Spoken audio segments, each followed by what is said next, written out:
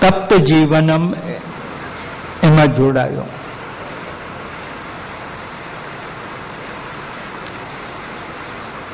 સાચી વાત, સાચું જ્ઞાન મળે તો તાપ જતો રહે, એટલે દુઃખ જતું રહે આપણને.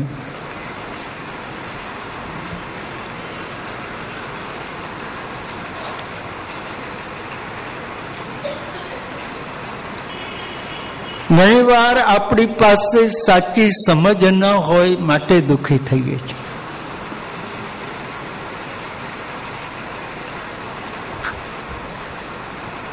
સિકંદર લડવા આવતો તો ભારત, વચમાં એક ઓલિયો બેઠેલો, એના લશ્કરે કહ્યું બાજુ ઉપર ખસો, પેલું ના ખસ્યો.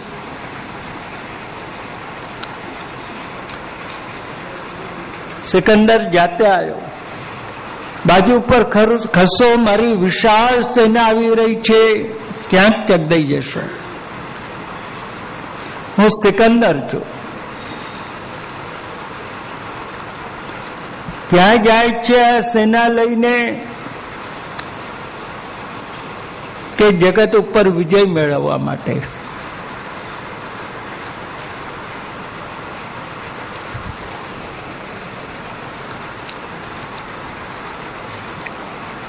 વિજય મેળવ્યા પછી શું કરીશ? હું બધાને જીતી લઈશ, બધાને આમ મારા હાથ નીચે બનાવી દઈશ. પછી શું કરીશ? કે પછીથી શાંતિથી બેસીશ. તારે આટલી બધી મહેનત કર્યા પછી તું શાંતિથી બેસે, હું તો અત્યારથી શાંતિથી બેઠો છું.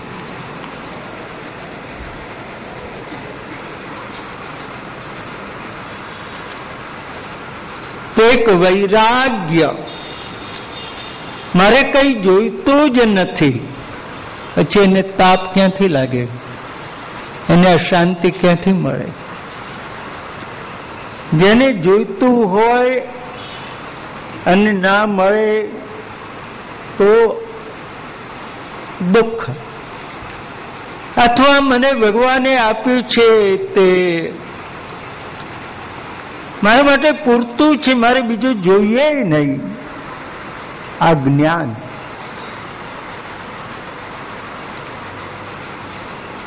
મોટા ભાગના હૃદયની અશાંતિ, તાપ, સંતાપ એને શાંત કરે છે.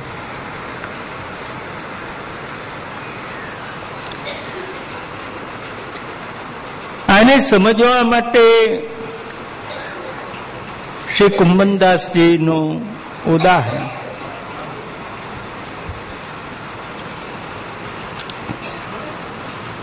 શ્રી કુંભનદાસજી પાસે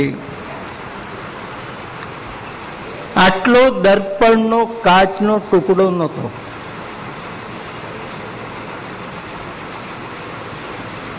પડિયામાં પાણી ભરીને આ મોડું જોઈને તિલક કરે, સરખું થયું કે નહીં.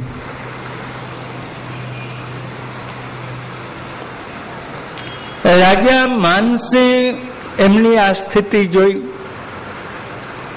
એટલે તરત પોતાની પાસે જોડીમાં સોને મળેલું દર્પણ એ કાઢીને કુંભદાસજીના ચરણોમાં મૂક્યું. આપણે એ તો આવી ભૂલ ના કરીએ.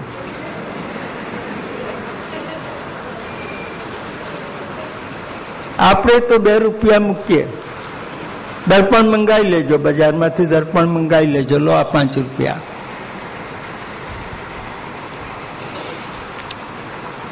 कुम्भनदास के बाबा ये चीज मेरे काम की नहीं, ये ले लो आप, ये चीज मेरे काम की नहीं है, પણ આ તમને તકલીફ પડે છે, આમ પડિયામાં પાણી ભરીને તિલક કરવું પડે છે, હું પ્રેમથી આપું છું, આપ લઈ લો કે નહીં. મને નહીં જોઈએ, મને પડિયામાં પાણી ભરવું એ જ મારે માટે ઉત્તમ. કારણ કે આ તમારું સોનાનું દર્પણ એ ભગવાનની સેવામાં મને નડતર રૂપ બને, અને ભગવાનની સેવામાં જે નડે એવું મને ન ખપે. તમને આ કેવી રીતે નડે કે જો માનસિંહ અત્યારે તો મંગળાનો સમય થાય એટલે હું દોડી જાઉં છું કીર્તન ગાવા, મંગલમ મંગલમ રજોભૂમિ મંગલમ એતત. ઘેર તાળું માર્યું કે નહીં એની મને કોઈ ચિંતા જ નહીં, કારણ કે એના ઘરમાંથી ચોરી શું જવાનું, આટલો દર્પણનો કાચનો ટુકડો ના હોય, એના ઘરમાં ચોરવાનું શું હોય. પણ તમે આ સોનાનું દર્પણ મારે ત્યાં મૂકી જાઓ અને મંગળામાં હું કીર્તનમાં બેસું, પછી મને વિચાર આવે મેં ઘેર તાળું માર્યું કે નહીં, તો પછી હું ઉત્તમ સેવા ન કરી શકું મારા પ્રભુની. તો આ રીતે સેવામાં જે વિઘ્ન કરે એવી વસ્તુ મને ન ખપે. તો કુંભનદાસ પાસે શું હતું? જ્ઞાન હતું.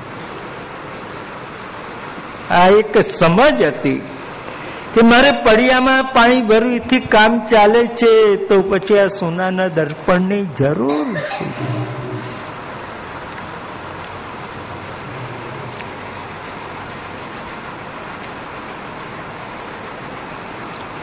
તો ભગવાનની કથા, સંસારનો કોઈ પણ દુઃખી હોય એને ક્યાંય શાંતિ ન મળી, એ આવીને ભગવાનની કથામાં ક્યાંક બેસી જાય તો ભગવાનની કથા 99% નહીં 100% એને પરમ શાંતિ આપશે.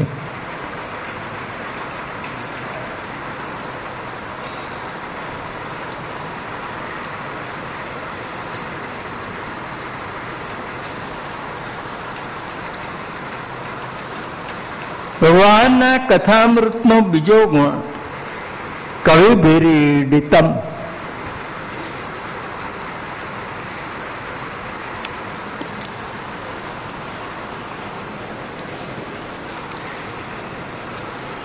કવિજનો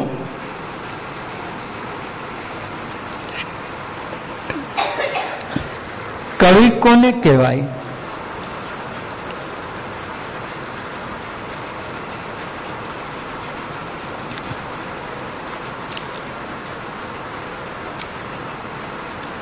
કવયતિ ભગવંતમ ઇતિ કવિ.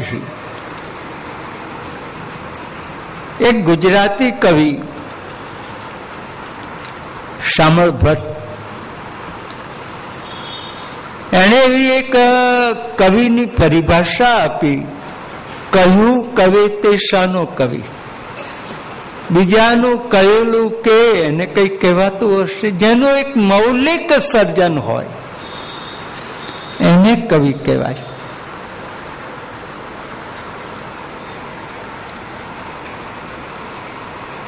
તો જગતનું મૌલિક સર્જન 3 જણે આપ્યું, માટે કવિ ભી બહુવચન. એક કવિ બ્રહ્મા, બ્રહ્માએ જગતને વેદ આપ્યા.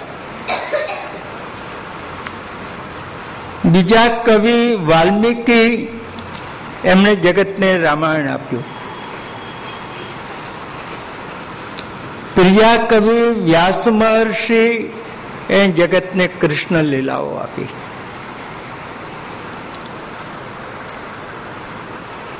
અને એવું કહેવાય છે દુનિયાની કોઈ કલ્પના લઈ આવો વ્યાસના સાહિત્યમાંથી મળશે જ.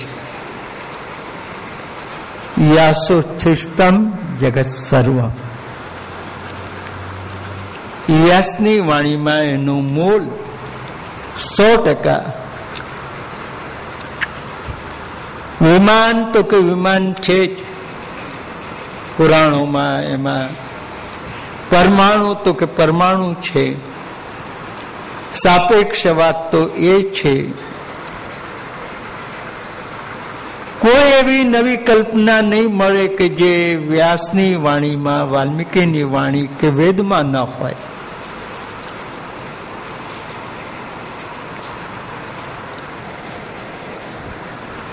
જેને જેને ગાવાનું મન થયું એને ભગવાનને ગાયા, અને જેણે ભગવાનને ગાયા એ જગતમાં અમર થઈ ગયા.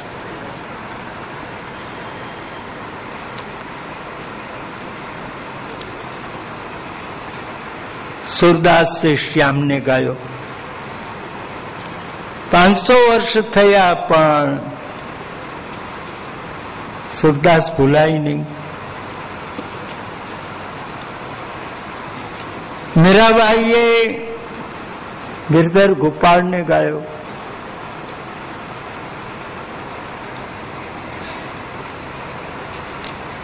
મીરાબાઈના છોકરા હોત તો આજે એને કોઈ યાદ કરત કે કેમ, એક પ્રશ્ન હોત.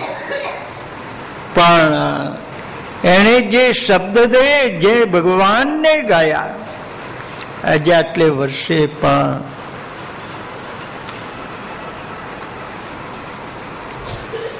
નરસિંહ મહેતાને ગાવતું તો શામળા ગિરધારીને ગાયો, તુકારામને ગાવાનું હતું તો વિઠોબાને ગાયા.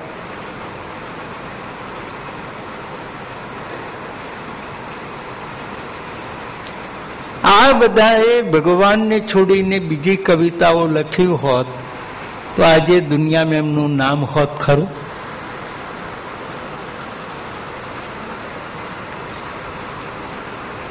જેણે ભગવાનને ના ગયા એને આજે કોઈ યાદ નથી કરતું. હા,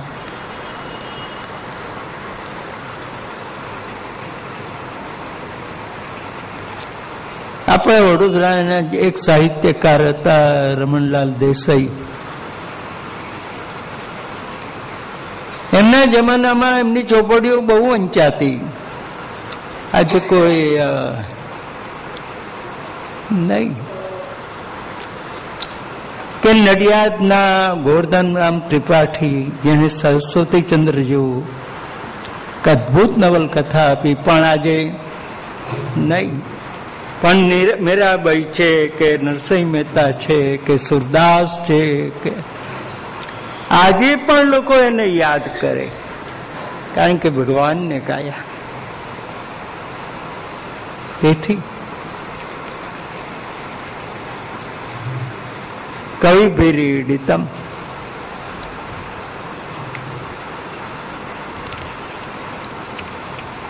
વડોદરામાં એક શાસ્ત્રીય સંગીતના નિષ્ણાત હતા. જોયેલા નહીં પણ મોટાના મોઢે સાંભળેલા, કદાચ નાનપણ પણ હોય. હતા મુસલમાન. એમનું નામ ફૈયાજ ખાન. બહુ સરસ કે ઠુમરી ગાય, પણ ગાય ત્યારે કૃષ્ણને જ ગાય. કોઈ એમને પૂછ્યું, ખાસ સાહેબ તમે મુસલમાન થઈને કૃષ્ણને કેમ ગાઓ છો? ત્યારે એમણે જવાબ આપ્યો તો કે છે, કાન બિન ગાના ક્યા. કૃષ્ણને છોડીને આ જગતમાં ગાવા જેવું